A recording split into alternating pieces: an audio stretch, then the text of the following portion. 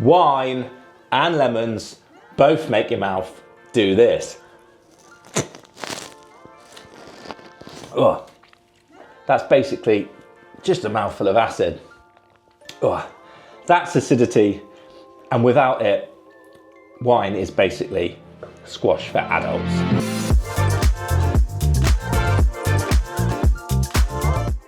All right, let's break this down properly. Let's not piss around. No science, no lectures, just pure, simple to understand terms. So acidity is a component in wine that gives wine verve, it gives it zip, and it gives it zap, and it gives it freshness. It makes it feel alive. Acidity makes you want to go back and have another sip. And it's why wine is such a good match for food, and we'll get onto that a little bit later. Without acidity, wine's just alcoholic fruit juice. Sweet, flat, depressing. Like a melted liquid calipo, albeit an alcoholic one. But this has energy. Acidity is absolutely my favourite component of wine, after alcohol, of course. You just have to speak to my poor dentist.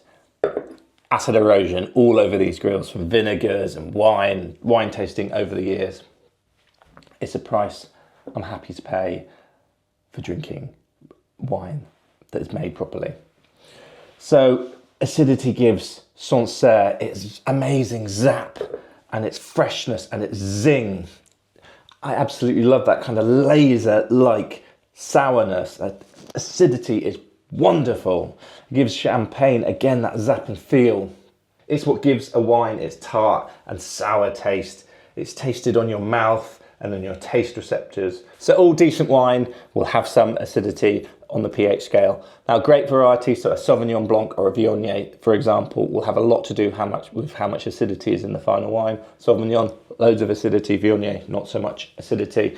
Then also climatic conditions, so if it's hot or cold, and geography has a lot to play in how much acidity is in the final wine. So somewhere which is cold, like here in the UK, where you can barely ripen anything, you'll get lots of acidity. Same in, say, the Loire or Germany. Whereas in the Barossa Valley or California, not so much acidity. It's all about balance. You want enough to make your wine feel alive. You don't want too much that it strips the enamel off your teeth. Right, let's make this simple. So the three main acids in wine are as follows. So this is a green apple, and inside is lots of malic acid. You get malic acid in green apples, you get malic acid in grapes.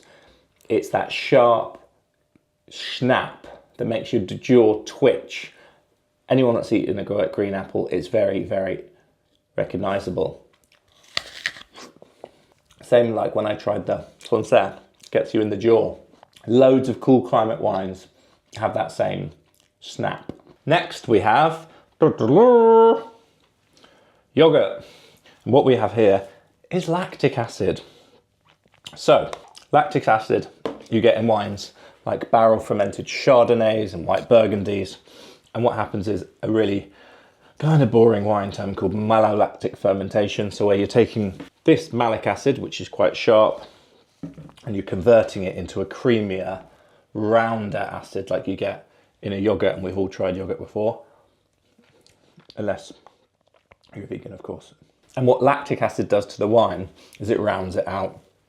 It's not sharp anymore, it's much creamier, and that's really good with Chardonnays and really good with seafood and fish and things like turbot and hollandaise.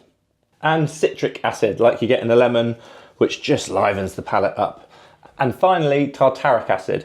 Now, I couldn't find anything in the kitchen that would demonstrate tartaric acid, but it's basically a grape acid. It's there to keep everything in check and balance, and it keeps the wine chemically stable and adds to colour and aroma. Right, so I'm going to do an actual comparison now. So we talked earlier about how some grape varieties have more natural acidity than others. So I've got a Sancerre and I've got a Viognier, and we're going to try because they're two different levels of acidity. So for all of you out there who don't know, but Sancerre is a village in Appellation in the Loire Valley in France. It's a cool climate. And it's made from 100% Sauvignon Blanc. So for all of you out there that say, oh, I don't like Sauvignon Blanc, it's too fruity, but do like drinking Sancerre, well, here's a revelation for you. It is 100% Sauvignon Blanc. And welcome to the wonderful, mystifying, sometimes confusing world of wine. So let's try Sancerre in the left glass. I love Sancerre. Absolutely love it.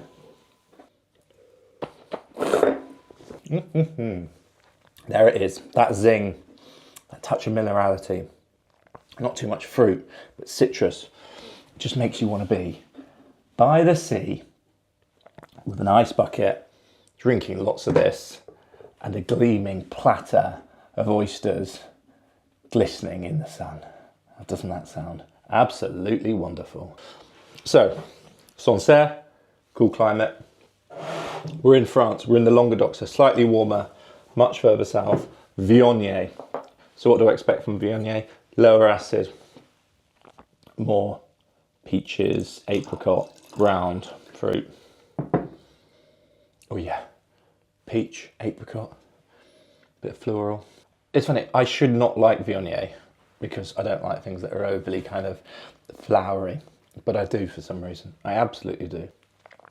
That's much more sort of sat down, relaxed. Rancho Relaxo, creamier, softer, less acidity, less of that zap, more of that, like, yeah man, that's cool. I like that. And just taking it easy. No sharp edges, not angular. So both lovely, both I really like, but because of that acidity, both really different and really interesting when we start to pair with some delicious food. Right, let's show why acidity matters when we're eating food, and we all love to eat food and we love to drink wine. Wine, in my opinion, and the opinion of most winemakers in Italy, Spain, France, the old world, the new world, anyone that makes decent stuff, wine should be, and has to be, enjoyed with food. These winemakers find it very strange that you would drink wine without food. They make their wine structurally, they grow the grapes, they vinify them. Their terroir is all about making sure that this is best enjoyed with food. Right, so this is smoked salmon. Rich, decadent, silky, smoky, shock, a little bit salty. Basically melts in your mouth. So on its own, but that oil, that smokiness kind of sits there on the palate quite comfortably, just hanging out there. Let's try with the Viognier. It's a nice wine, but the salmon's doing all the work. It's sitting there above the wine, on the sidelines being like, nah, we're not friends. It doesn't ruin anything, it just doesn't help. So let's try some salmon with a Sancerre. Yeah, it's a better match. They're friends. Salmon's just sitting there, but Sancerre comes knocking in, helps cut through it, gets it up, lifts it off the palate. They're having a party now. Kind of rinses your mouth out. That doesn't sound disgusting. I mean, like, rinses off the smoked salmon.